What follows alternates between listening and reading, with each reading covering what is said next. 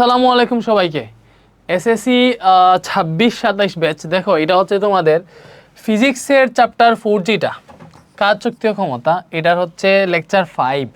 এটা কিন্তু লেকচার 5 এবং এটা হচ্ছে সিকিউ সলভিং শেষ ক্লাস। মানে সিকিউ সলভিংয়ের জন্য এটা হচ্ছে পার্ট 2 মনে করতে পারো। সিকিউ সলভিংয়ের আগে হচ্ছে সিকিউ সলভিংয়ের একটা ক্লাস নিয়েছিলাম, এই ক্লাসে সিকিউ সলভিংটা পুরোটা শেষ করে দিব। তো প্রথম যে কোয়েশ্চেনটা দৃশ্যকল্প 2, এই যে দৃশ্যকল্প 2 কি, 49 মিটার পার সেকেন্ড বেগে একটি বস্তু ভূমি থেকে খাড়া উপরের দিকে নিক্ষেপ করা হলো। এই 2 অনুসারে কত উচ্চতায় বস্তুটির গতিশক্তি বিভব শক্তির 1/4 হবে। আরে এই টাইপের কোয়েশ্চেন আমরা অলরেডি পাস করে চলে আসছি, এই টাইপের একটা করছিলাম। সো আবার এটা করবো না, সেম জিনিসটা। এই যে এই কোয়েশ্চেনটা দেখো, ভূমি থেকে কত উচ্চতায় বস্তুটির বিভব শক্তি গতিশক্তির 1/7 হবে। এটা বিভব শক্তি গতিশক্তির বলছিল। তো এই যে দেখে শুনে শর্তটা বসাবা। 9.8 মিটার পার সেকেন্ড বেগে উপরের দিকে নিক্ষেপ করছিল, যাই হোক। তো এটা সেম, তোমরা পারবা। এরপরে এইটা দেখো, বলছে উদ্দীপকের লেখচিত্রে বিভিন্ন অংশে গাড়ির কৃতকাজ বিশ্লেষণ করো। কি ভাইয়া? গাড়ির কৃতকাজ। এখন কৃতকাজের সূত্র হচ্ছে আমরা যতগুলো জানি, W = Fs, W = mgh, ঠিক আছে? তো এখানে আমরা যেটা দেখতেছি, এখানে যে গাড়ি দেওয়া আছে, গাড়ির বোর দেওয়া আছে 400 কেজি, 400 কেজি বোর পাইলাম। তারপরে এখানে বেগ সময়ের লেখচিত্র দেওয়া আছে, দেখো বেগ সময়ের লেখচিত্র। সো বেগ সময়ের লেখচিত্র দেখে আমরা চাইলে ত্বরণ বের করতে পারবো। কি বের করতে পারবো? ত্বরণ। তারপরে আরেকটা জিনিস দেখো, তার হচ্ছে বিভিন্ন অংশে গাড়ির কৃতকাজ। লাইক বিভিন্ন অংশ মানে কি, এই যে এখানে ওএ একটা অংশ, এবি একটা অংশ, বিসি একটা অংশ, সিডি একটা অংশ, ডিই একটা অংশ, এই অংশগুলোতে কৃতকাজ। তাইলে আমরা চাইলে, যেহেতু সময় বেগ দেওয়া আছে, আমরা চাইলে এই প্রত্যেকটা টাইম পিরিয়ডে তার টোটাল দূরত্ব কত, অতিক্রান্ত দূরত্ব কত, এটা বের করতে পারবো। তাহলে আমরা দেখো আমাদের দেওয়া আছে বরের মান, ত্বরণ বের করতে পারবো আর অতিক্রান্ত দূরত্ব বের করতে পারবো। তাইলে দেখো ভালো করে চিন্তা করো, এই যে সূত্রটা আছে W = Fs, আমি আবার নিচে লিখলাম। এটা দেখে এই F এর জায়গায় F = ma আমরা লিখতে পারি না? আমরা অবভিয়াসলি জানি বল F = ma, আর এখানে তো S আছে। তাইলে দেখো কাজের সূত্র কি আসতেছে? W = ma, এটাও চাইলে লিখতে পারবো। m এর মানও দেওয়া আছে, এও দেওয়া আছে, এসও দেওয়া আছে, এ সবগুলোই দেওয়া আছে। দ্যাট মিনস আমরা এই সূত্রটা ইউজ করবো। ব্যাপারটা বুঝতে পারছো? তাইলে আমরা কি করতে হবে? প্রথমে হচ্ছে আমরা এই ওএ অংশে কৃতকাজ বের করি। তাইলে লিখো, এই ওএ অংশে কৃতকাজ বের করব, ঠিক আছে? সো কৃতকাজ বের করতে গেলে ফার্স্টে আমরা তোমার ত্বরণ বের করি। A1 = কি হবে? B - U/T। প্রথম ত্বরণটা A1 ধরলাম। এখন এখানে দেখো বেগ দেওয়া আছে কিলোমিটার পার আওয়ার, এই তো আরেক প্যারা। তো এটাকে মিটার পার সেকেন্ডে নিতে হবে। তো তার এই ওএ অংশের ক্ষেত্রে দেখো, তার ইনিশিয়াল বেগ স্টার্টিং, মানে এই ওতে হচ্ছে তার বেগ স্টার্ট করছিল, তাহলে এই জায়গাতে বেগ তার 0 মিটার পার সেকেন্ড ছিল। তাহলে তার আদি বেগটা 0 মিটার পার সেকেন্ড। সো মানে kilometre per hour, 0 kilometre per hour, যেই কথা মিটার পার সেকেন্ড একই কথা। কজ 0কে যদি যা দিয়েই ভাগ দেও না কেন, 0ই থাকবে। সো এটা 0 মিটার পার সেকেন্ডই হবে। তার শেষ বেগ কত ভাই? এই ওএ অংশে তার শেষ বেগটা কত? শেষ বেগ B = হচ্ছে যে ওএ অংশে, যে এই জায়গায় তার বেগ হচ্ছে 60 কিলোমিটার পার আওয়ার। তাহলে 60 কিলোমিটার পার আওয়ার, ওইটাকে মিটার পার সেকেন্ডে নিতে গেলে তোমাকে 3.6 দ্বারা ভাগ দিতে হবে। তাহলে ভাগ দেও, 60 ভাগ 3.6, তো এখানে আসতেছে 16.67 মিটার পার সেকেন্ড, এইটা আসছে। তো আমরা দেখো এখানে সব পেয়ে গেছি, বেগ পাইছি, শেষ বেগ 16.67 মাইনাস আদি বেগ হচ্ছে 0, সময় কতটুকু দেখো, এইটা এখানে টাইমটা কতটুকু গেছে? 1 সেকেন্ড গেছে অনলি। কত সেকেন্ড? 1 সেকেন্ড। দেখছো নিচে টাইম 1 সেকেন্ড দাও, তাহলে টির মান হচ্ছে 1। তো এটা হিসাব করে আই থিঙ্ক আমরা 16.67 মিটার পার সেকেন্ড স্কোয়ারই ত্বরণ পাবো। তারপরে এই ওএ অংশে অতিক্রান্ত দূরত্ব যদি S1 হয়, তাহলে এটার জন্য কি সূত্র বসাবো? যেহেতু ত্বরণ আছে, হয় আমরা UT + ½ AT স্কোয়ার বসাবো, নাইলে U + B/2 × T এটা বসাবো। দেখো এই সূত্রটা বসাইলে আমাদের ইজি হয়। কেন? কজ আমার ইউও দেওয়া আছে, বিও দেওয়া আছে, টিও দেওয়া আছে, ইজিলি বের হয়ে যাবে মান। তাহলে ইউ হচ্ছে 0, বি হচ্ছে 16.67 / 2 × টাইম হচ্ছে 1। ব্যাপারটা বুঝছো? তাহলে এটা হিসাব করো কত আসে দেখো। টাইম তো 1 সেকেন্ড, কিন্তু এই ওএ অংশটার ক্ষেত্রে আমরা হিসাব করতেছি। তো 16.67 ভাগ 2 × 1, তো এটা আসতেছে 8.335 মিটার। এটা আসছে অতিক্রান্ত দূরত্ব। তো এইবার ওই অংশে কৃতকাজ যদি W1 হয় তাহলে এটা সমান আমরা MAS লিখতে পারবো। এটা কই থেকে আসছে দেখো ভালো করে বুঝো, FS থেকে আসছে MAS, বুঝছো? F = MA, তাহলে M হচ্ছে 400 কেজি, এমটা কত কেজি? 400 কেজি, এটা তার বর, M 400 কেজি, ঠিক আছে। তার ত্বরণ পাইছিলাম আমরা 16.67 ইন্টু সরণ কত পাইছি 8.335। তো এই পুরোটা যদি হিসাব করো তুমি হচ্ছে তার কৃতকাজটা পেয়ে যাবো 400 ইন্টু 16.67 ইন্টু 8.335, এটা কত আসলো? 55,577। দেখো কত আসছে? 55,577.78 এত জুল। এটা আসছে আমাদের কৃতকাজ। এটা কি আসছে? এটা আসছে হচ্ছে আমাদের কৃতকাজ। ব্যাপারটা বুঝছো? এটা আসছে আমাদের কৃতকাজ। তো এটা যদি কৃতকাজ আসে, ঠিক আছে, এটা যদি কৃতকাজ আসে তাইলে আমরা কি করতে পারি বলো? এটা হচ্ছে আমরা ওএ অংশে পাইলাম, এখন হচ্ছে আমরা এবি অংশে কৃতকাজটা বের করব। তো ভালো করে বুঝো এখানে এবি অংশে কি বুঝাইতেছে। এই এবি অংশে দেখো সময়ের সাথে সাথে বেগের পরিবর্তন হইতেছে না, বেগ 60ই থাকতেছে এই যে এবি অংশে। তাইলে এই জায়গাটা সমবেগে আছে, যেহেতু সময়ের সাথে বেগে পরিবর্তন হইতেছে না, তাইলে এবি অংশে সমবেগ আছে। আর সমবেগ থাকা মানে কি? সমবেগ থাকা মানে কি? ত্বরণ শূন্য। তাহলে এবি অংশে যদি ত্বরণের মান শূন্য হয়, ভালো করে বুঝো, এবি অংশে কৃতকাজ, সো এবি অংশে ত্বরণ কত বের হবে? ত্বরণ A2 = B - U/T যদি দেও, ব্যাপারটা বুঝো। তো সেম বেগ, আদি বেগও 16.67, শেষ বেগও 16.67, টাইম যদি 1 সেকেন্ড হয়, যাই লিখো এই যে এই জায়গাটাতে 60 কিলোমিটার/আওয়ার বেগ মানে কত? এই যে 16.67 মিটার/সেকেন্ড। তো এখানেও বেগ 16.67, এখানেও বেগ 16.67, টাইম হচ্ছে 1 থেকে 3 সেকেন্ড। দ্যাট মিনস টাইম গেছে 2 সেকেন্ড। দেখো 1 থেকে 3 মানে কি? এই 3 থেকে 1 বিয়োগ দাও, তাহলে 2 সেকেন্ড আসবে। তো টোটাল দেখো ত্বরণ আসতেছে 0 মিটার/সেকেন্ড স্কয়ার। তাহলে 0 মিটার/সেকেন্ড স্কয়ার ত্বরণ মানে কি? ওই অংশে কৃতকাজ যেটা দেখো MAS যখন দিবা তখন আসলে এটা যদি 0 একটা বসাও তাহলে তো পুরো মানটা তোমার 0 চলে আসবে, তো 0 জুল হবে কাজ। এই অংশে এবি অংশে কোনো কাজ হবে না, এবি অংশে কৃতকাজ 0 জুল। এই বিসি অংশে কৃতকাজ তুমি বের করতে পারবা না, বলো? এই W3 তোমরা বের করো, এটা হোমওয়ার্ক। আমি সিডিটা দেখাই দিছি, তোমরা ডি কইরো। ব্যাপারটা বুঝছো? এই বিসি অংশে কৃতকাজ কত বের করতে পারবা, মানে এইখানে হচ্ছে তোমার টাইম পিরিয়ড আছে কত? ওই যে 1 সেকেন্ড, 3 থেকে 4 গেছে। তো এখানে ত্বরণও বের করতে পারবা, বের করে হিসাব করতে পারবা। এখন আমি সিডি অংশটা দেখাই, তোমরা হচ্ছে W3টা কইরো। W3 তোমরা হচ্ছে নিজে করবা, এটা তোমরা করবা, বুঝছো? এটা হচ্ছে কিসের জন্য? সিডি অংশে, সিডি না সরি বিসি অংশে। W3টা আসবে বিসি অংশে, এটা বিসি অংশে, বুঝছো? এরপরে আমি সিডি অংশের যে ব্যাপারটা আছে ওইটা করি। তো সিডি অংশে ফার্স্টে ত্বরণ, এটাকে F4 ধরলাম, সেম সূত্র B - U/T। তো সিডি অংশে দেখো সি বিন্দুতে তার যে বেগটা ছিল এটা হচ্ছে তার আদি বেগ, ডি বিন্দুতে যে বেগটা পাইছে সেটা হচ্ছে শেষ বেগ, যেহেতু সিডি। ভালো করে বুঝে যে সিডি অংশ, এই সিডি অংশের ক্ষেত্রে সি বিন্দুতে মানে সি তো প্রথম বিন্দু, এটা ছিল আদি বেগ, এখানে আসছে শেষ বেগ।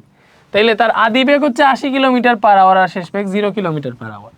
তো সিডি অংশের ক্ষেত্রে তার আদি বেগ যেটা দেখো আমি এইখানে লিখি, এই যে এইগুলোর মানটা লিখতেছি।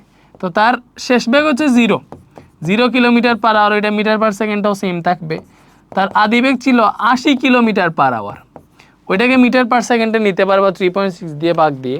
তো 80 ভাগ 3.6, ওইটা যদি ভাগ দেও তাহলে কত আসবে? 22.22 মিটার/সেকেন্ড।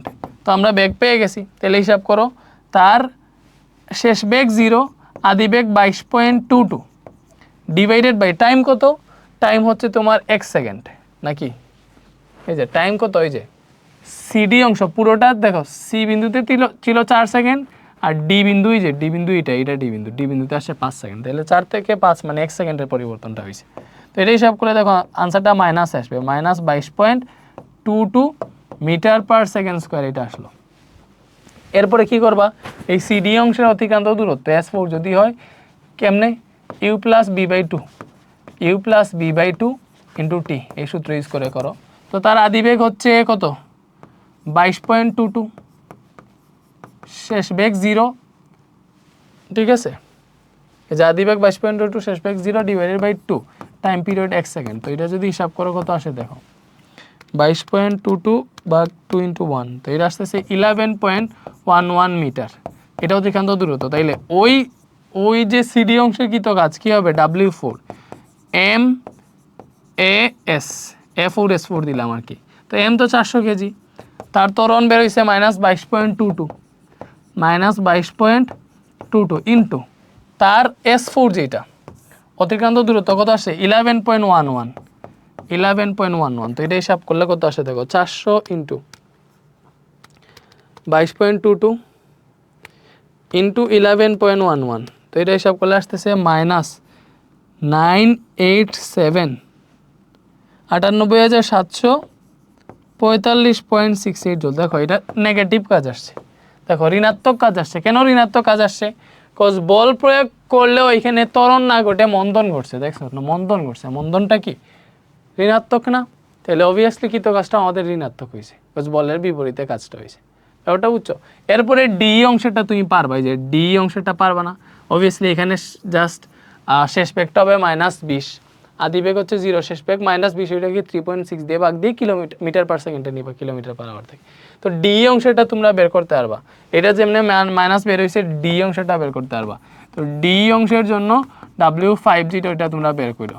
সো এই হচ্ছে 5টা অংশের কৃতকাজ, ঠিক আছে। বলো ব্যাপারটা কি বুঝছো, পারবা না? ওকে, সো এই কোয়েশ্চেনটা দেখো, এটা হচ্ছে রাজশাহী বোর্ড 2024-এর, ঠিক আছে। তো এটা দেখি বলছে 2 কেজি ভরের একটা পাথরকে 30 মিটার উঁচু হতে মুক্তভাবে ছেড়ে দেওয়া হলো।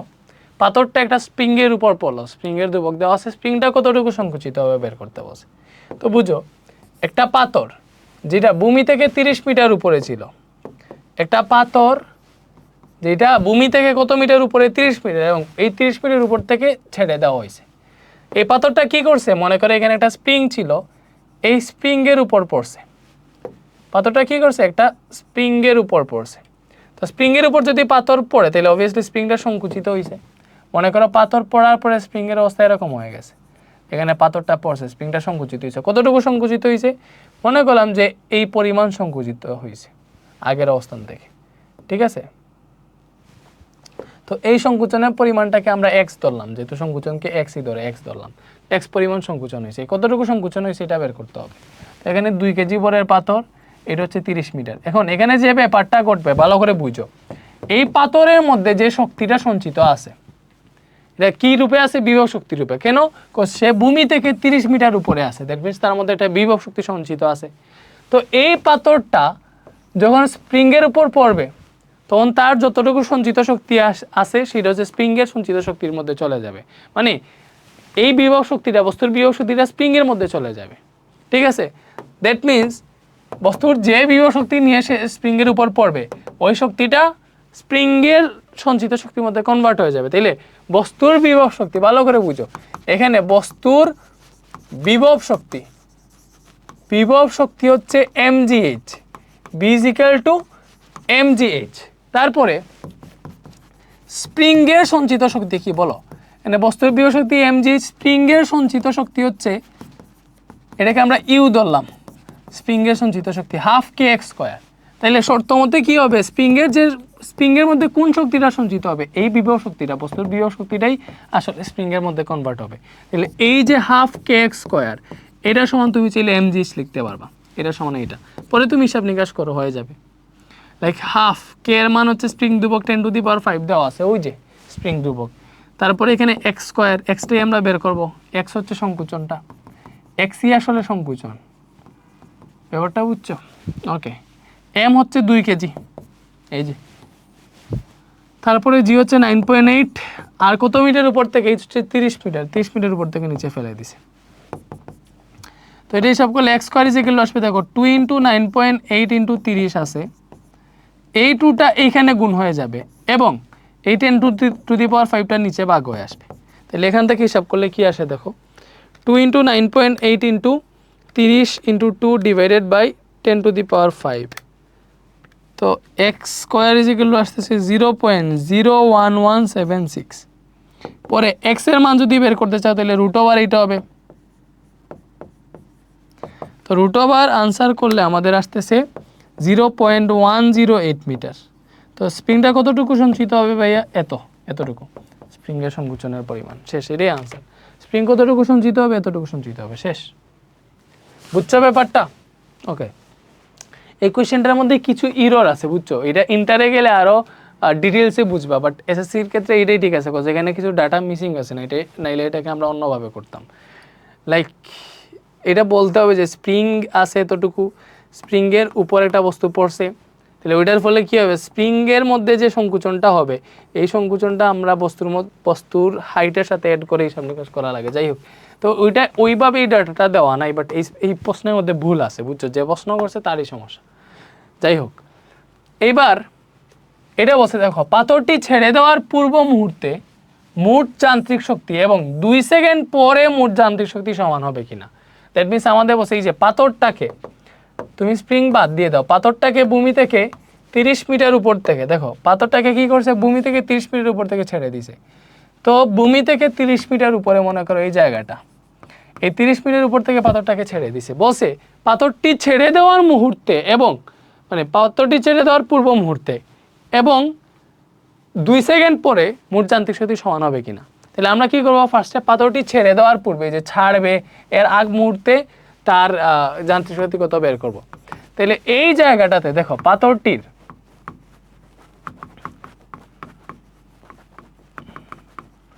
ছেড়ে দেওয়ার পূর্ব মুহূর্তে, পাথরটি ছেড়ে দেওয়ার পূর্ব মুহূর্তে পাথরের মধ্যে এটা বিভব শক্তি থাকবে। তাহলে ওই বিভব শক্তিটাকে আমরা V1 ধরলাম, এটা সমান mgh। ভালো করে বুঝো, যেহেতু পাথরটা ভূমি থেকে 30 মিটার উপরে আছে, তাহলে পাথরের মধ্যে একটা বিভব শক্তি আছে, ওই বিভব শক্তিটা আমরা বের করি। পাথরের বর তো 2 কেজি দেওয়াই আছে। তারপরে উচ্চতা কত দেখো, পাথরটা ভূমি থেকে 30 মিটার উপরে আছে, পাথরটি ছাড়ার আগে তো সে 30 মিটার উপরেই আছে। তো এটা হিসাব করলে পাথরের মধ্যে একটা কি পাবা, বিভব শক্তি পাবা, সেটা হচ্ছে 588 জুল।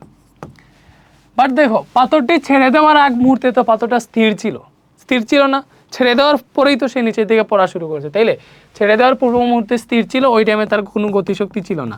তাহলে গতিশক্তি T1 যদি হয় তখন এটা 0 জুল ছিল। তাহলে মোট যান্ত্রিক শক্তি যেটা, যান্ত্রিক শক্তি মানে কি, মোট শক্তি। তো মোট শক্তিটা আসলে এই তার বিভব শক্তি আর গতিশক্তি মিলাইয়া, তো দুইটা যদি যোগ করো তাহলে এই 588 জুলই আসবে। ব্যাপারটা বুঝছো? তো এবার আমার দেখতে হবে এই পাথরটি ছেড়ে দেওয়ার 2 সেকেন্ড পরে, তো মনে করো পাথরটা যখন ছেড়ে দিছে,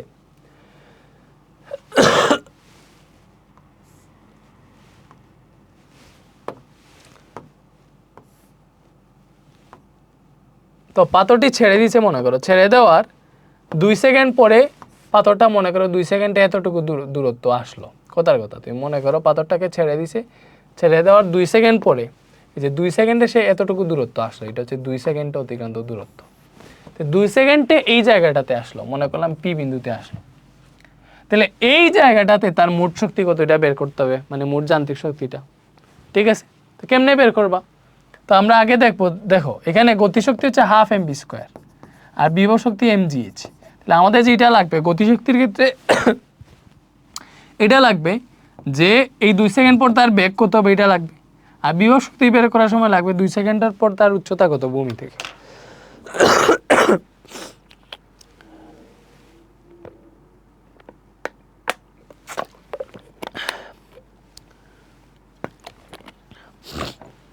এগুলোই তো লাগবে নাকি? সো আমরা কি করব, এই 2 সেকেন্ডের পরের হিসাব নিকাশ করব।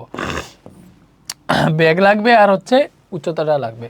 তাহলে 2 সেকেন্ড পর বেগ কত হবে, দেখো উপর থেকে নিচে পড়তেছে, তাহলে বেগ b = u + gt। এটাই তো, উপর থেকে নিচে পড়তেছে, এই জায়গাটা থেকে নিচে পড়তেছে, তাহলে বেগ কি b = u + gt। স্বাভাবিক, যেহেতু নিচের দিকে পড়তেছে, অভিকর্ষ ত্বরণের দিকেই পড়তেছে, এই জন্য প্লাস। তো তার আদি বেগ তো আর 0 ছিল, জি হচ্ছে 9.8 এবং টাইম হচ্ছে 2 সেকেন্ড, 2 সেকেন্ডের পরে কাহিনী কি ওইটা বের করব। সো বেগ হইতেছে 19.6 মিটার পার সেকেন্ড। তো তখন চাইলে আমরা গতিশক্তি বের করে ফেলতে পারবো যেহেতু বেগ পেয়ে গেছি। বাট এটা দেখতে হবে, দেখো তার বিভব শক্তি বের করতে হলে আমাদের দেখতে হবে সে ভূমি থেকে কত উপরে আছে। কি দেখা লাগবে বলো?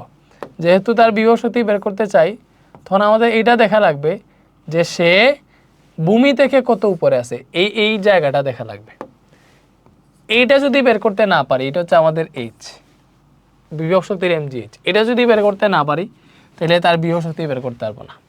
বিভব শক্তির ক্ষেত্রে দেখা লাগবে বস্তু যেই জায়গায় আছে ওই জায়গাটা ভূমি থেকে কতটুকু উপরে, ব্যাপারটা বুঝছো? তাইলে আমরা দেখবো এই 2 সেকেন্ডে বস্তুটা উপর থেকে নিচে নামতেছে, তাইলে দেখবো 2 সেকেন্ডে বস্তুটা কতটুকু নিচে নামবে। তাহলে 2 সেকেন্ড অতিক্রান্ত দূরত্ব h = ut + half gt square. ব্যাপারটা বুঝছো? এই সূত্র দিয়ে বের করে ফেলতে পারবা যেহেতু উপর থেকে নিচে পড়তেছে। h = আদি বেগ 0, time 2 second, half gt square, g এর মান 9.8 আর টাইম হচ্ছে 2 সেকেন্ড, পরে স্কোয়ার দিলাম। তো এটা তুমি হিসাব করো, এবার এটা হিসাব করো।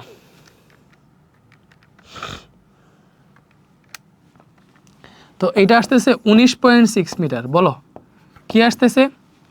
এটা আসতেছে হচ্ছে 19.6 মিটার এইচ এর মানটা।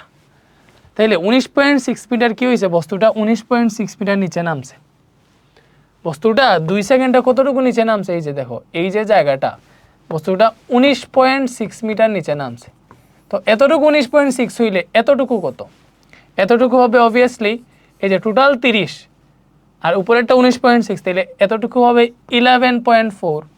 হিসাব করো 30 থেকে এই টোটাল 30 থেকে এই উপরের অংশটুকু বাদ দিয়ে দাও, 30 - 19.6 করো, কত আসবে? 10.4 আসবে, 11.4 না 10.4 আসবে। ব্যাপারটা বুঝছো? 10.4 আসবে। তাইলে বিভব শক্তি বের করবো যে তখন বস্তুটা ভূমি থেকে 10.4 মিটার উপরে ছিল আর কি।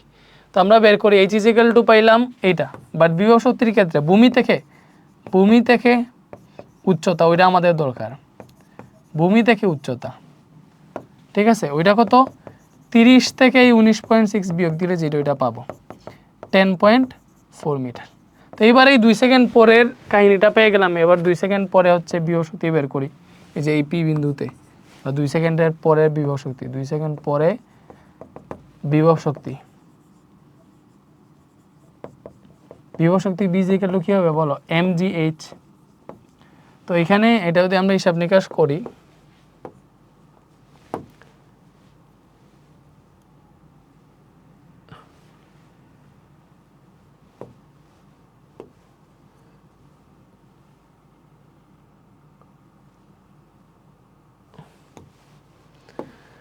তো এখানে বস্তুর ভর হচ্ছে 2 কেজি, জি 9.8 এবং 10.5 মিটার উপরে আছে, 10.4 মিটার।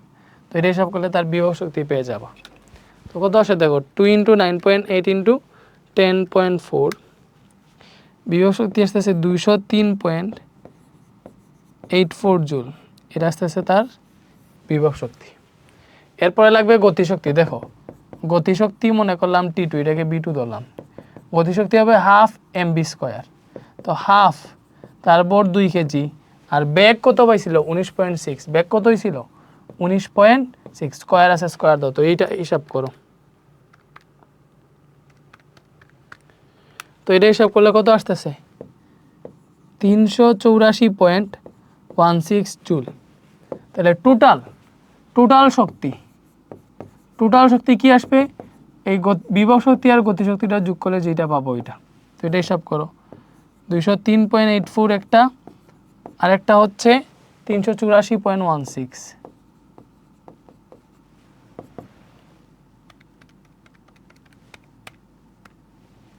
এটা আসতেছে 587.3 আর কি।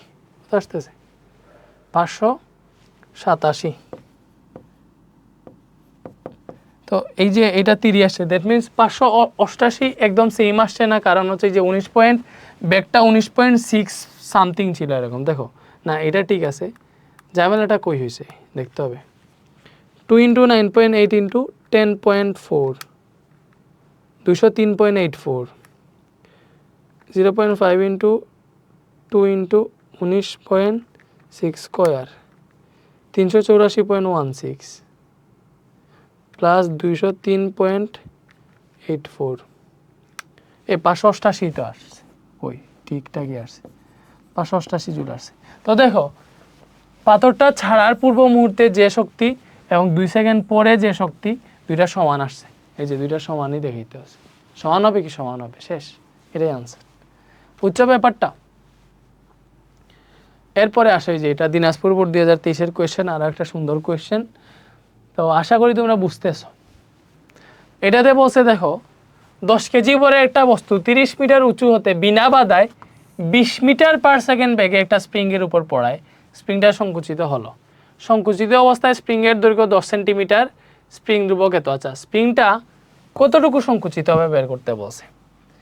ব্যাপারটা বুঝছো? এরকম কাহিনী, এই যে উপর থেকে 30 মিটার উপর থেকেই বলছে 30 মিটার উঁচু হতে বিনা বাধায় একটা বস্তু পড়তেছে, একটা বস্তু স্প্রিংয়ের উপর পড়ছে। দেখো এটা স্প্রিংয়ের উপর পড়ছে, তো এই বস্তুটা যখনই স্প্রিংয়ের উপর পড়ছে তখনই এই স্প্রিংয়ের উপর পড়ার মুহূর্তে তার বেগ ছিল 20 মিটার পার সেকেন্ড। দেখো যখনই সে স্প্রিংয়ের উপর পড়ছে তখন তার বেগ ছিল 20 metre per second, 20 metre per second বেগে এটা স্প্রিংয়ের উপর পড়ছে। তো যেহেতু তার বেগ দেওয়া, তাহলে তুমি এই বস্তুটা যে এই পয়েন্টে আসছে, এই পয়েন্টে আইসে একটা বেগ প্রাপ্ত হয়েছে, তাহলে ওইখানে একটা গতিশক্তি পাবা। ভালো করে বুঝো, বস্তুর একটা গতিশক্তি পাবা 1/2 mv স্কোয়ার, ঠিক আছে? তো এখানে বেগ দেওয়া আছে, গতিশক্তি পাবা। তো এই গতিশক্তি যা আছে এই গতিশক্তিটাই সে কিন্তু স্প্রিংয়ের উপর দিবে এবং ওইটাও অনুযায়ী স্প্রিংটা সংকুচিত হবে। তো এইটার উপর পড়ায় যদি স্প্রিং মনে করো এক্স পরিমাণ সংকুচিত হয়, আগের মতো ধরি, ঠিক আছে? তাহলে কি হবে, এই বস্তুর যে গতিশক্তিটা এখানে পেয়েছে, দেখো এই ডাটা থেকে তুমি গতিশক্তি পাবা, যেহেতু বলছে স্প্রিংটাকে টাচ করার মুহূর্তে তার বেগ ছিল 20 মিটার পার সেকেন্ড, তাহলে গতিশক্তি পাবা। গতিশক্তি পাবা না, তাহলে এই গতিশক্তিটাই স্প্রিংয়ের সঞ্চিত শক্তির মধ্যে কাউন্ট হবে। ব্যাপারটা বুঝছো? তাইলে এইখানে শর্ত মতে হবে স্প্রিংয়ের সঞ্চিত শক্তিটা, দেখো স্প্রিংয়ের সঞ্চিত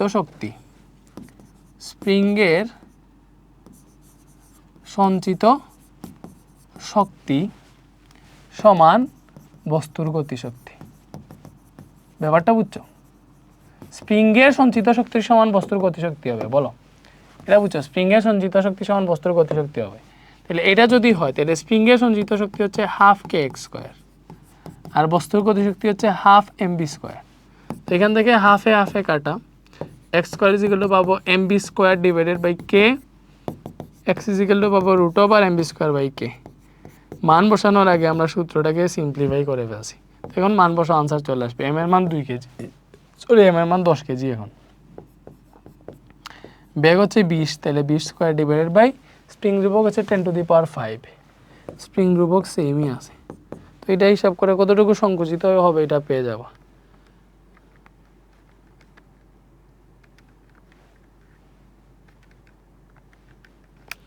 তো এটা আসতেছে 0.2 মিটার। কতটুকু সংকুচিত হবে স্প্রিংটা? 0.2 মিটার। আর সংকুচিত অবস্থায় স্প্রিংয়ের দৈর্ঘ্য 10 সেন্টিমিটার। এটা মানে কি, মনে করো আগে ছিল স্প্রিংটা এতটুকু, ঠিক আছে? এরপরে যখন সংকুচিত হয়ে গেছে তখন যে দৈর্ঘ্যটা, এই দৈর্ঘ্যটা 10 সেন্টিমিটার। আর স্প্রিংটা কতটুকু সংকুচিত হয়েছে আগের পজিশন থেকে, এই যে যতটুকু সংকুচিত হয়েছে ততটুকু হচ্ছে 20 সেন্টিমিটার। কেমনে? এই যে 0.2 মিটার বের হয়েছে, এটাকে সেন্টিমিটার নিলে 20 সেন্টিমিটার পাওয়া। এটা টোটাল স্প্রিং হচ্ছে 30 সেন্টিমিটার। ব্যাপারটা বুঝছো? যাই হোক, এটা গেল। এর পরেরটা কি? পরেরটা হচ্ছে পতনের পূর্বে বস্তুর যান্ত্রিক শক্তি অসংকুচিত অবস্থায় স্প্রিংয়ের উপর বস্তুটির যান্ত্রিক শক্তি সমান হবে কি? তো এটা ইজি একটা কোয়েশ্চেন। পতনের পূর্বে বস্তুর যান্ত্রিক শক্তি কি? লাইক আগেরটার মতোই আর কি, একটু ট্রিকি আছে।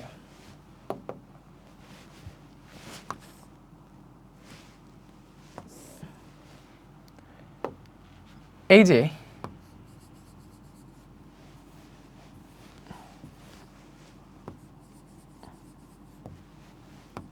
ওকে, এই বস্তুটা ভূমি থেকে 30 মিটার উচ্চতায় আছে, বুঝছো? এই হাইটটা 30 না, ডিরেক্ট সে ভূমি থেকে 30 মিটার উপরে আছে, ঠিক আছে? ভূমি থেকে 30 মিটার উপরে আছে। তাইলে পতনের পূর্বে যদি মোট শক্তি বের করো, আগে আমরা পতনের পূর্বে মানে এই অবস্থায় থাকতে তার মোট শক্তিটা বের করে ফেলি। দেখো পতনের পূর্বে পতনের পূর্বে কি পাবা, একটা পাবা হচ্ছে বিভব শক্তি, এটা কি পাবা, এটা পাবা হচ্ছে বিভব শক্তি। B is equal to mgh, m হচ্ছে 10 কেজি, g 9.8, ভূমি থেকে 30 মিটার উপরে আছে, ঠিক আছে। তো এখান থেকে হচ্ছে তার বিভব শক্তিটা পেয়ে গেল। বিভব শক্তিটা কত আসে দেখো, 10 × 9.8 × 30, তো এটা আসতেছে আমাদের 2940 জুল। এটা আসছে পতনের পূর্বে বিভব শক্তি। তো তখন তো আর গতিশক্তি নাই, পতনের পূর্বে তো গতিশক্তি তার 0 জুল, ওই টাইমে কোনো গতি নাই। তাহলে মোট শক্তি কত হবে, মোট শক্তি হবে এই দুইটার যোগফল, বি প্লাস টি যোগ করলে এটাই আসবে 2940ই আসবে, 2940 জুলই আসবে। ব্যাপারটা বুঝছো, ব্যাপারটা আমরা বুঝছি। এটা হচ্ছে কি, এটা হচ্ছে পতনের পূর্বে মোট শক্তি। তাইলে স্প্রিংয়ের উপর পতন যখন হয়েছে, স্প্রিংয়ের উপর পতনের পর কাহিনীটা কি হয়েছে, স্প্রিংটা সংকুচিত হয়েছে। ভালো করে বুঝে, সুন্দর মতো আঁকতে হবে, স্প্রিংটা সংকুচিত হয়েছে। তাহলে এই সংকুচিত অবস্থায় স্প্রিংয়ের দৈর্ঘ্য এতটুকু আমাদেরকে বলা আছে, দেখো 10 সেন্টিমিটার। 10 সেন্টিমিটার মানে 0.1 মিটার। ভালো করে বুঝো, ব্যাপারটা বুঝছো। তো আমাদের এতটুকু, এই যে এই অংশটা, এই অংশটা 0.1 মিটার দেওয়া আছে, মানে বস্তুটা স্প্রিংয়ের উপর পড়ছিল, তো স্প্রিংটা সংকুচিত হয়েছিল। এই সংকুচিত অবস্থায় স্প্রিংয়ের দৈর্ঘ্য এতটুকু। দ্যাট মিনস বস্তুটা স্প্রিংয়ের উপরে যেহেতু ছিল, ভূমি থেকে 0.1 মিটার উপরে ছিল। দেখো, পতনের পূর্বে বস্তুর যান্ত্রিক শক্তি বের করে ফেলছি, সংকুচিত স্প্রিংয়ের উপর বস্তুর যান্ত্রিক শক্তি কত। তাইলে সংকুচিত স্প্রিংয়ের উপরে বস্তুটা ছিল, আর সংকুচিত অবস্থায় স্প্রিংয়ের দৈর্ঘ্য ছিল 10 সেন্টিমিটার, 10 সেন্টিমিটার ছিল। তাইলে ভূমি থেকে 10 সেন্টিমিটার উপরেই বস্তুটা ছিল। তাইলে আমরা এখান থেকে বলতে পারি, এই যে স্প্রিংয়ের উপর পড়ার পরে বস্তুটার এই যে হাইটটা, এই হাইটটা কত বলো, কতটুকু পড়ছে সে আসলে। পুরোটা তো হচ্ছে 30, পুরোটা 30, আর স্প্রিংয়ের উপর পর্যন্ত 0.1 হইলে এতটুকু হবে তোমার 29.9 মিটার। ব্যাপারটা বুঝছো কেমনে, এই যে 30 থেকে 0.1টা বিয়োগ দাও, টোটাল 30, এতটুকু 0.1 হইলে এতটুকু কত হবে, 30 মাইনাস 0.1, এতটুকু হবে 29.9। তো আমাদের দেখাইতে হবে যে এই পয়েন্টটাতে, এই যে এই পয়েন্টটাতে এইখানে মোট শক্তি কত, মোট শক্তি বের করে এটার সাথে সমান হয় কিনা দেখাইতে হবে। সো আমরা কেমনে দেখাবো, তো ফার্স্টে দেখো, এই যে স্প্রিং সংকুচিত স্প্রিংয়ের উপর তার বিভব শক্তি কী হবে, স্প্রিংয়ের উপর তার বিভব শক্তি হবে বি ইকুয়াল টু mgh। বিভব শক্তির ক্ষেত্রে হিসাব করা লাগে ভূমি থেকে কত উপরে আছে, তো 10 কেজি, g 9.8, আর ভূমি থেকে কত উপরে আছে দেখো, এইচটা কত, স্প্রিংয়ের উপর যখন বস্তু ছিল তখন সে ভূমি থেকে এই 0.1 মিটার উপরে আছে। 0.1 মিটার মানে এই যে এই 10 সেন্টিমিটারটা আর কি, এটা মানে 0.1 মিটার, বুঝছো। তো এটা পাবা 9.8 জুলি, কি পাবা 9.8 জুল। তো এইবারে দেখো বস্তুটা উপর থেকে যে নিচে পড়ছে, তো অবভিয়াসলি বস্তুটা একটা গতিশক্তি প্রাপ্ত হয়েছে, উপর থেকে নিচে পড়ছে, তো এই একটা গতিশক্তি বস্তুর মধ্যে আছে। তো এই গতিশক্তিটা বের করো, বিকজ আমাদের বস্তুর যান্ত্রিক শক্তি দেখাইতে বলছে, সমান হবে কিনা। তাইলে বস্তুটা যে স্প্রিংয়ের উপর পড়ছে, স্প্রিংয়ের উপর পড়ার পর এই যে এতটুকু নিচে নামছে, যে এতটুকু নিচে নামলে একটা গতিশক্তি পাইছে না, গতিশক্তি পাইছে, এই গতিশক্তিটা বের করো, কী হবে, T equal to half mv square. তো এখান থেকে হাফ mv স্কোয়ারের জায়গায় 2gh লিখতে পারো, আমরা সবাই জানি বি স্কোয়ারের জায়গায়, যেহেতু উপর থেকে নিচে পড়ছে আদিবেগ 0 ছিল, বি স্কোয়ারের জায়গায় 2gh লেখা যায়। তো হাফ ইন্টু এম এর মান 10 কেজি, 2 ইন্টু জি এর মান 9.8, আর উচ্চতা কত দেখো। এখন গতিশক্তির ক্ষেত্রে দেখা লাগে উপর থেকে নিচে পড়লে সে উপর থেকে আসলে কতটুকু নিচে নামছে, এই যে এতটুকু দূরত্ব অতিক্রম করে এই জায়গায় আসছে, গতিশক্তিটা প্রাপ্ত হয়েছে। তাহলে এই উচ্চতাটা কত, 29.9। তাহলে এখানে উচ্চতাটা বসাবা 29.9। দেখছো এই জিনিসগুলো বুঝে শুনে বসাইলেই তোমার আনসারটা মিলে যাবে। তো 0.5 ইন্টু 10 ইন্টু 2 ইন্টু 9.8 ইন্টু 29.9, তো এটা হিসাব করলে আসতেছে আমাদের 2930.2 জুল। তাহলে টোটাল কত, টোটাল এই দুইটা, এইটা এবং এটা তুমি যোগ করো, যোগ করলে এই 2940 জুলই পাবা। ব্যাপারটা বুঝছো, এই যে এটা আর এইটা সেমই আসতেছে, মানে এই দুইটা যোগ করবো আর কি, যোগ করলে 9.8 আর এইটা যোগ করলে এইটাই আসে। তো দেখো পতনের পূর্বে আবার পূর্বে যে শক্তি ছিল স্প্রিংয়ের উপর সেম শক্তিটা ছিল। আশা করি এটা বুঝতে পারছো। আর স্প্রিংয়ের আরও অনেক টাইপের ম্যাথ আমরা স্প্রিংয়ের টাইপটা যখন করেছিলাম তখন সলভ করেই ফেলছিলাম, ওইগুলা করলেই তোমার সিকিউ কাভার হয়ে যাবে বাকিগুলা। তো এরপরে হচ্ছে আমরা যাব হচ্ছে কর্মদক্ষতার পার্টে। আশা করি আমরা এতটুকু বুঝতে পারছি, ব্যাপারটা বুঝছো? এতটুকু বুঝতে পারলেই কিন্তু হিউজ একটা ব্যাপার, ঠিক আছে? এই সিকিউটা দেখো, এটা হচ্ছে তোমাদের বরিশাল বোর্ড 2024-এর, ঠিক আছে? তো এটাতে কি বলছে? এটাতে বলছে দুইটা তড়িৎ মোটর দ্বারা 30 মিটার উঁচু বাড়ির ছাদে যথাক্রমে 800 লিটার ও 1200 লিটার পানি 30 সেকেন্ডে তুলতে পারে। প্রথম মোটরের ক্ষমতা 20 কিলোওয়াট। প্রথম মোটরের ক্ষমতা দেওয়া আছে। এই ক্ষমতাটা কি আসলে প্রদত্ত ক্ষমতা। প্রথম মোটরের কর্মদক্ষতা নির্ণয় করতে হচ্ছে। দেখো আমরা জানি কর্মদক্ষতা এটা সমান কার্যকর ক্ষমতা ডিভাইডেড বাই মোট প্রদত্ত ক্ষমতা ইন্টু 100%, অথবা কর্মদক্ষতা এটা ইজ ইকুয়াল টু লব্য কার্যকর শক্তি ডিভাইডেড বাই মোট প্রদত্ত শক্তি ইন্টু 100%। তো এই সূত্রগুলো ইউজ করতে পারবো। এখানে যেহেতু ক্ষমতা দেওয়া আছে আমরা এটা ইউজ করব। তো আমরা প্রথম মোটরের কর্মদক্ষতা নির্ণয় করবো। সো দেখো আমরা প্রথম মোটর বলছে না, প্রথম মোটরের হিসাব করতেছি। তো প্রথম মোটরের প্রদত্ত ক্ষমতা কত দেওয়া আছে? দেখো প্রথম মোটরের প্রদত্ত ক্ষমতা P ইজ ইকুয়াল টু, এই যে প্রথম মোটরের ক্ষমতা 20 কিলোওয়াট দেওয়া আছে, 20 কিলোওয়াট। তো 20 কিলোওয়াট এটা মানে কি 20,000 ওয়াট। 1 কিলোওয়াট সমান 1000 ওয়াট। সো 1000 দিয়ে গুণ দিলে এটা হয়ে যাবে। এবার দেখো তোমাকে কর্মদক্ষতা বের করতে হলে কার্যকর ক্ষমতা বের করা লাগবে। সো প্রথম মোটরের কার্যকর ক্ষমতা বের করো। এলে কত হবো? কার্যকর ক্ষমতা। এই কার্যকর ক্ষমতাটা কি ভাইয়া? পি ড্যাশ, এটা সমান কি W/T বা ডিরেক্ট mgh/T লেখা যায়। তো এখানে এম কত? এম হচ্ছে দেখো প্রথম মোটর বা দ্বিতীয় মোটর দুইটা মোটরই হচ্ছে দুইটি তড়িৎ মোটর দ্বারা 30 মিটার উঁচুতে যথাক্রমে 800 লিটার ও 1200 লিটার পানি 30 সেকেন্ডে তুলতে পারে। মানে দুইটা মোটরই 30 সেকেন্ডে 30 মিটার উপরে তুলে, আর প্রথম মোটরটি 800 লিটার পানি তুলে আর দ্বিতীয় মোটর 1200 লিটার। তাইলে আমরা এখানে যে এম বসাবো, এমটা কি প্রথম মোটরের ক্ষেত্রে না? তাইলে প্রথম মোটরের ক্ষেত্রে এম হচ্ছে 800 লিটার বা 800 কেজি। লিটার আর কেজি সেম জিনিস। তো 800 কেজি, জি হচ্ছে 9.8, আর উচ্চতাটা কত? উচ্চতাটা হচ্ছে 30 মিটার। টাইম কত লাগছে? 30 সেকেন্ড লাগছে। তো এটা হিসাব করলে প্রথম মোটরের কার্যকর ক্ষমতা পেয়ে যাবা। কত আসে দেখো? 800 ইন্টু 9.8 ইন্টু 30 ডিভাইডেড বাই 30। তো এটা আসতেছে আমাদের 7840, 7840, ঠিক আছে? 7840 ওয়াট। ব্যাপারটা বুঝছো? ওকে, তাইলে অতএব কর্মদক্ষতা বের করো। তাহলে কর্মদক্ষতার সূত্র কী হবে?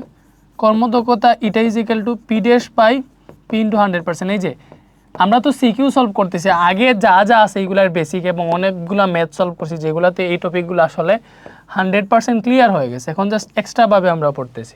পি কত? পি হচ্ছে 2000 ওয়াট, সরি 20,000 ওয়াট, 20,000 ইন্টু 100%। তো এটা হিসাব করো, 7840 ভাগ 20,000 ইন্টু 100। তো এটা আসতেছে আসলে 39.2%। মোটরটার কর্মদক্ষতা কত আসছে? 39.2%। ব্যাপারটা কি বুঝতে পারছো? বলো, বুঝতে পারছো?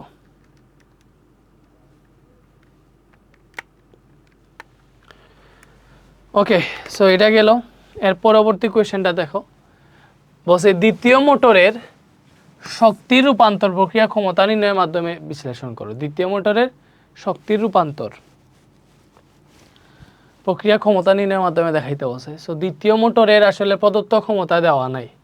তো প্রদত্ত ক্ষমতা বের করে আমরা দেখাইতে হবে এটার শক্তি রূপান্তরটা কিভাবে হয়েছে, মানে কতটুকু শক্তি আসলে কাজে লাগছে, মানে প্রদত্ত শক্তি কতটুকু ছিল, কতটুকু শক্তি কাজ করছে বা কতটুকু শক্তি অপচয় হয়েছে, এইগুলো আর কি।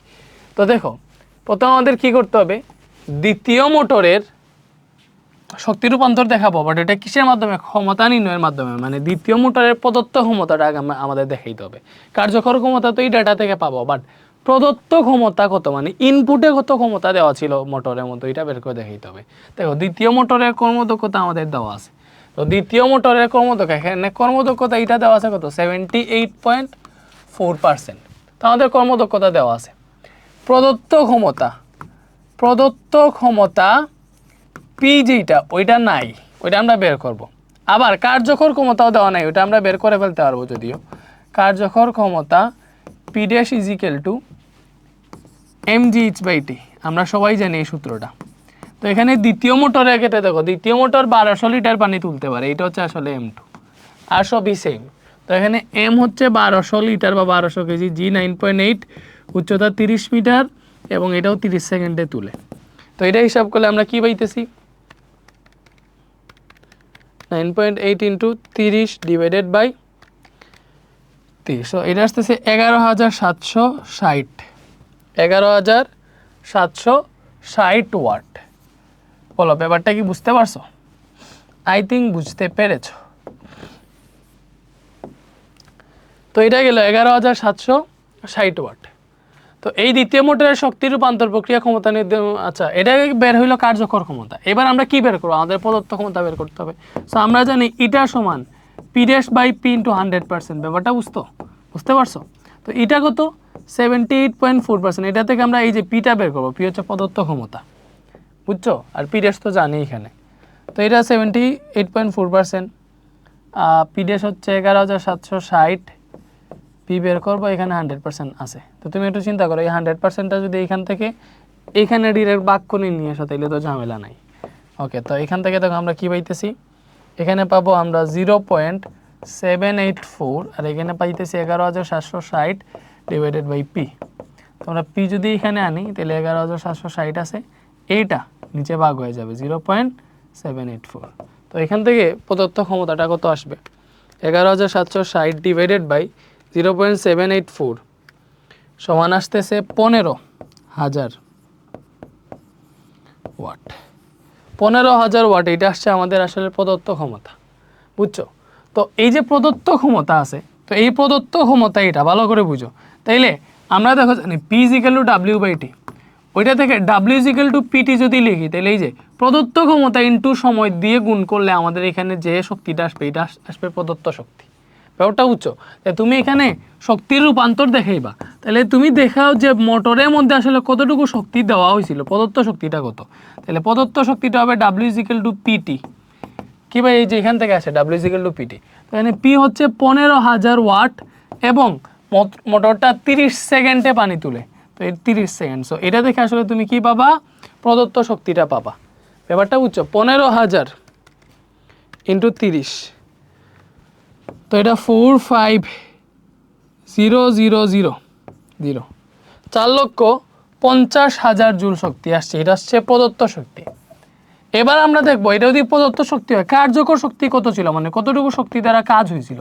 তাহলে কার্যকর শক্তি ডাব্লিউ ইজিক্যাল টু জাস্ট, এটাকে মনে করো কার্যকর শক্তিটাকে আমরা ডাব্লিউ প্রাইম ধরি, তাহলে এটা হবে এমজিএইচ। শক্তি তো জাস্ট এমজিএইচ। ব্যাপারটা বুঝছো?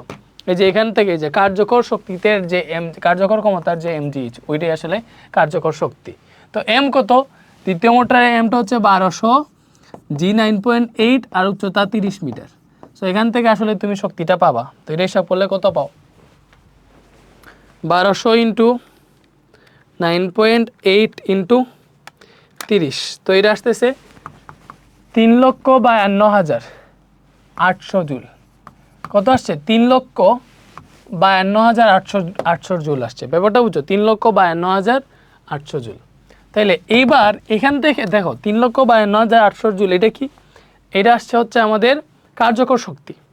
বাট আমরা কি করব, আমরা হচ্ছে অপচয় শক্তি কত এটাও দেখাবো।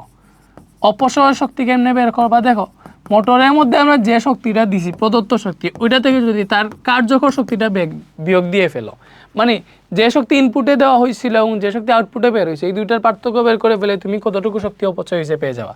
তাহলে আমরা মোটরটারে শক্তি দিছি 4,50,000 জুলের, মানে 4,50,000 জুল সে কাজ করতে পারবে, ওই লেভেলে শক্তি দেওয়া হয়েছে। বাট সে বেইমানি করছে, সে কি করছে, সে মাত্র 3,52,000 জুল কাজ করছে, ঠিক আছে, বাকিগুলা করে নাই। তো এইটা যদি হিসাব করো তাহলে পেয়ে যাবো 4,50,000 জুল মাইনাস 3,52,800 জুল।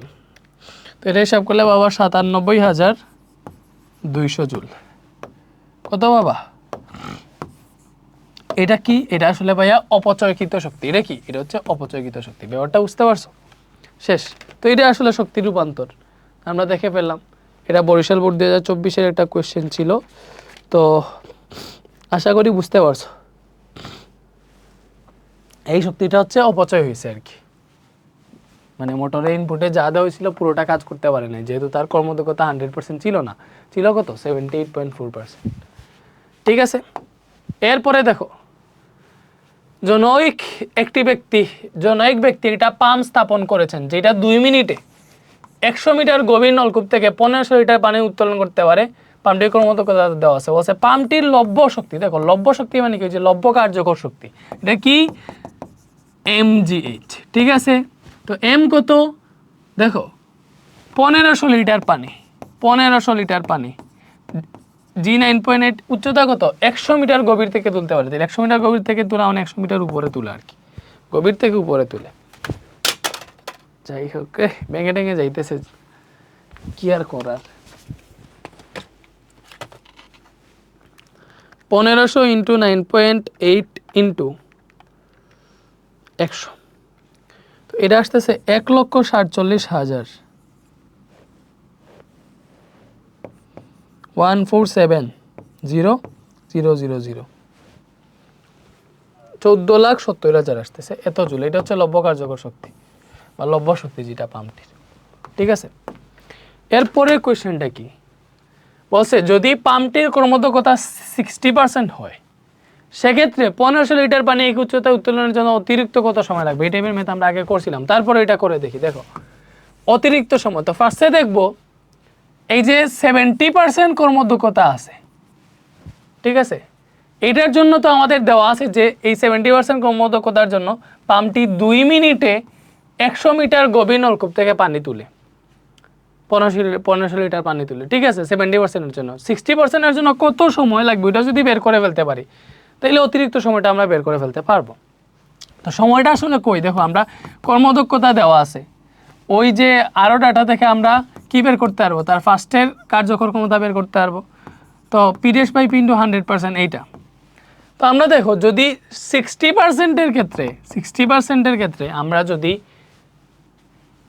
টাইম বের করতে চাই, তাহলে টাইমটা আসে এই যে এইটা থেকে, পিডিএস ইজিক্যাল টু mgh/t, ওইটাতেই তোমার টাইম আছে, কার্যকর ক্ষমতা যেটা আছে, এই কার্যকর ক্ষমতার মধ্যেই তোমার হচ্ছে টাইমটা আছে, কার্যকর ক্ষমতার সূত্রের মধ্যে। তো মনে করো এটা যদি 60%-এর ক্ষেত্রে, এই যে 60%-এর ক্ষেত্রে কার্যকর ক্ষমতাটা কত আমরা বের করতে চাই, তাইলে কিন্তু আমার প্রদত্ত ক্ষমতাটা বের করা লাগবে, প্রদত্ত ক্ষমতা আগে থেকে জানা লাগবে, নাহলে পারবো না। তো এবার আমরা কি করব, এখানে যে 70%-এর জন্য যে ডাটাগুলো দেওয়া আছে, তো ওইগুলা থেকে তো আমরা 70%-এর ক্ষেত্রে, দেখো 70%-এর ক্ষেত্রে যে ডাটা দেওয়া আছে ওইটা থেকে 70%-এর কার্যকর ক্ষমতা বের করতে পারবো। তো ওইটা থেকে আমাদের মোট প্রদত্ত ক্ষমতা পেয়ে যাবো, আর মোট প্রদত্ত ক্ষমতা তো আর চেঞ্জ হয় না। ঠিক আছে, যেটা দেখে ওইটাই দেখে।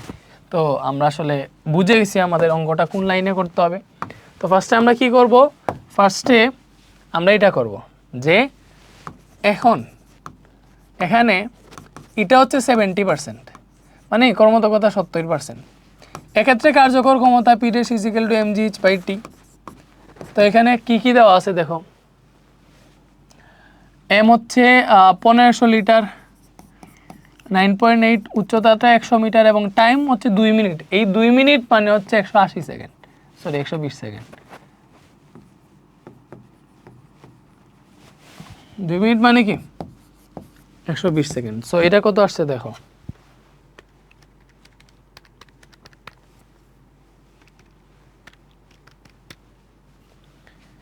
এটা আসছে 12,250 ওয়াট।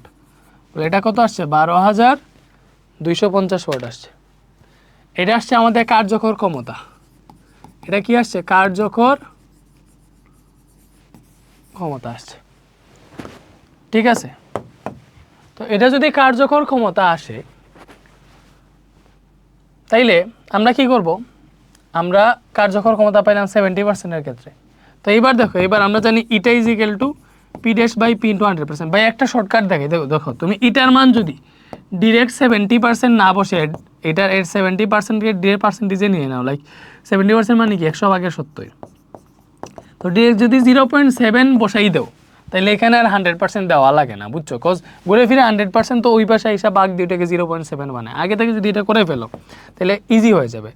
তুমি এখান থেকে ডিরেক্ট পি বের করে ফেলতে পারবা। পি ওই যে এই যে দেখো, আমরা জানি এটাই যে গেল এত এত। সো এটার জায়গায় 70% মানে কত, 70% মানে 0.7, এটা যদি ডিরেক্ট বসাই দাও তাহলে হচ্ছে এখানে আর 100% দেওয়া লাগবে না, পিডিএস বাই পি দিবা, তো এখান থেকে পিটা চলে আসবে। এই পিটা আমার দরকার, P is equal to P dash by 0.7, ঠিক আছে।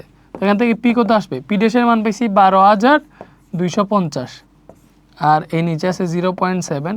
তো এটা হিসাব করলে মোট প্রদত্ত ক্ষমতাটা পেয়ে যাবো। আর মোট প্রদত্ত ক্ষমতা আমরা কেন বের করতেছি, যাতে 60%-এর ক্ষেত্রে কর্মদক্ষতা 60%-এর ক্ষেত্রে কার্যকর ক্ষমতা কত হয়ে যায়, তো এটা বের করতে পারি, ঠিক আছে।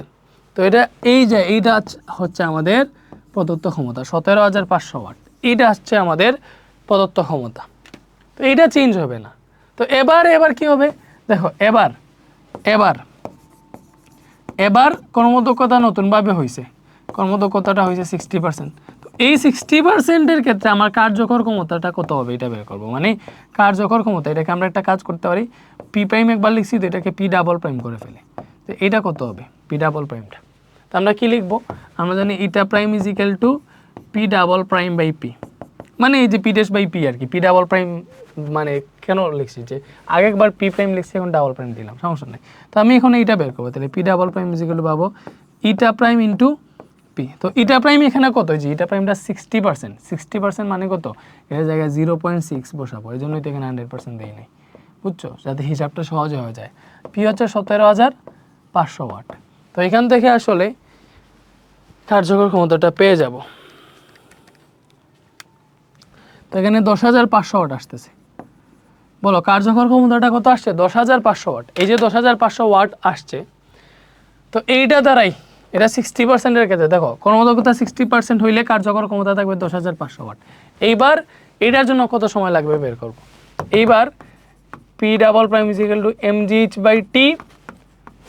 তো এখান থেকে টি কত লাগবে এটা দেখো, আমরা mgh আছে, পি ডাবল প্রাইম নিচে ভাগ হয়ে গেল। এম হচ্ছে তোমার আগের মতো 1500 লিটার পানি, 9.8, উচ্চতা 100 মিটার উপরে তুলবে। পি ডাবল প্রাইমটা 10,500 ওয়াট পাইছি। তো এটা হিসাব করলে টাইমটা পেয়ে যাবা।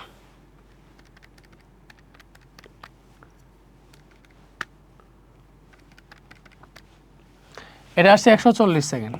তাহলে অতিরিক্ত কত সময় লাগছে দেখো, অতিরিক্ত সময় আগে লাগতো 2 মিনিট, এখন 140 সেকেন্ড লাগছে। আগে লাগছিল 120 সেকেন্ড, তাহলে অতিরিক্ত কত সময় লাগছে, 20 সেকেন্ড লাগছে। এটা হচ্ছে অতিরিক্ত সময়। ব্যাপারটা বুঝতে পারছো, এইভাবে বের করে। আচ্ছা, এটা কি দৃশ্যকল্প 49% কর্মদক্ষতার মোটর দিয়ে 10 মিটার গভীর কুয়া থেকে 20 সেকেন্ড সময় 100 কেজি পানি উঠানো সম্ভব। দৃশ্যকল্প একে মোটরটির ক্ষমতা, এই ক্ষমতাটা আসলে প্রদত্ত ক্ষমতা। ব্যাপারটা বুঝছো, কার্যকর ক্ষমতা এমনিতে বলে দেয়, শুধু ক্ষমতা মানে প্রদত্ত ক্ষমতা। এই প্রদত্ত ক্ষমতা বের করতে বলছে।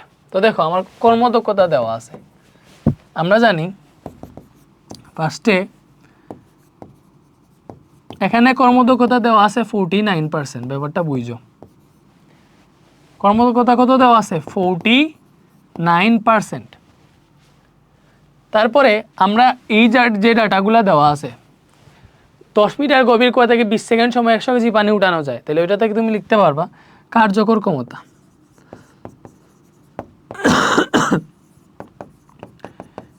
mgh বাই টি। এগুলো আসলে পারবা, দেখো এই টাইপের যত ম্যাথ সলভ করেছি সিকিউ তার আসলে আর কিছুই লাগে না, সব করানো হয়ে গেছে। সিকিউটা দেখিয়ে দিছি যে এইভাবে সিকিউ আসে পরীক্ষায়, তোমরা এইভাবে লিখবা। এই যে 100 কেজি, জি 9.8, উচ্চতাটা হচ্ছে 10 মিটার, টাইম কত লাগে, 20 সেকেন্ড লাগে। এই যে তুমি হচ্ছে কার্যকর ক্ষমতাটা পেয়ে যাবা। কত পাইলা,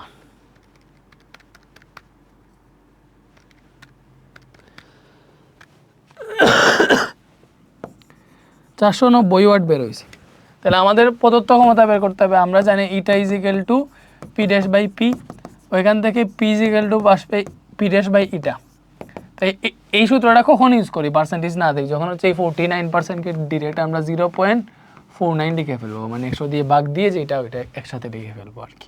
তো পি ড্যাশটা হচ্ছে আমাদের 490 ওয়াট, আর এই ইটাটা হচ্ছে 0.49। তো এটা হিসাব করলে পেয়ে যাবো 490 ভাগ 0.49, এটা আসতেছে 1000 ওয়াট। তাহলে প্রদত্ত ক্ষমতা কত, 1000 ওয়াট আসছে, ঠিক আছে। এরপরে তো আর পারবা এটা কত উচ্চতায় যে সকল 2 উল্লেখিত অবস্থাটি বিভব শক্তি গতিশক্তি সমান হবে 100 মিটার পার সেকেন্ড উপরের দিকে নিক্ষেপ করছে, এই টাইপের ম্যাথ তোমরা পারোই। তারপরে হচ্ছে এই যে এটা মুখস্থ, উপরে বর্ণিত শক্তি কিভাবে নির্গত হয়, যে ইজিক্যাল টু mg স্কয়ার। তুমি হচ্ছে এটা যে তেজস্ক্রিয় বিক্রিয়া ইউরেনিয়ামের যে বিক্রিয়াটা ওইটা, এটা তুমি তোমার গাইডে বের করবে, এটা মুখস্থ মানে রিডিং পড়লে তুমি বুঝে ফেলবে এটা আসলে কীভাবে আনসার করতে, এটা আমার বলে দেওয়া লাগবে না। তো তারপরে এটা রিডিং পড়ে যায় পরীক্ষায় আসতে পারে। তো এতটুকুই ছিল, আর নাই। এই চ্যাপ্টারে আসলে অনেক ম্যাথ আমরা সলভ করছি। সিকিউ এর ক্ষেত্রে আসলে মেইন পার্টে আমরা হিউজ লেভেলের ম্যাথ সলভ করছি, যেগুলোর জন্য সিকিউতে কোনো বেশি জোর দেই নাই, মেইন পার্টে কভার হয়ে গেছে। ঠিক আছে, তো আজকে এতটুকুই ছিল। ইনশাআল্লাহ নেক্সট ক্লাসগুলোতে আরও বেশি ক্লিয়ার হবা তোমরা। মানে এটা শুধু আর শর্ট কোয়েশনের ভিডিও পাবা, এমসিকিউ ভিডিও পাবা, এমসিকিউটাও দিয়ে দিব। ঠিক আছে, তো ভালো দেখো। আর এগুলোর হচ্ছে শেষের দিকে এমসিকিউতে আন্ডার সিরিজ আসবে, বুঝছো? আর তোমাদেরকে এখন হচ্ছে আমরা এই যে রিসেন্টলি এমসিকিউতে আন্ডার সিরিজ যেটা গেল ওইটা তোমাদেরকে দিয়ে দিব আর কি। তো এতটুকুই ছিল, আমরা লেকচারটা সেভ দিয়ে দেই। আশা করি তোমরা বুঝতে পারছো, তো বুঝলেই হয়েছে। ভাইয়ের ক্লাস কি বুঝতেছো? ভাইকে একটু কমেন্টে জানাইও ভাইয়ের ক্লাস কি আসলে বোঝা যাইতেছে নাকি বোঝা যাইতেছে না। ঠিক আছে, ওকে, থ্যাংক ইউ।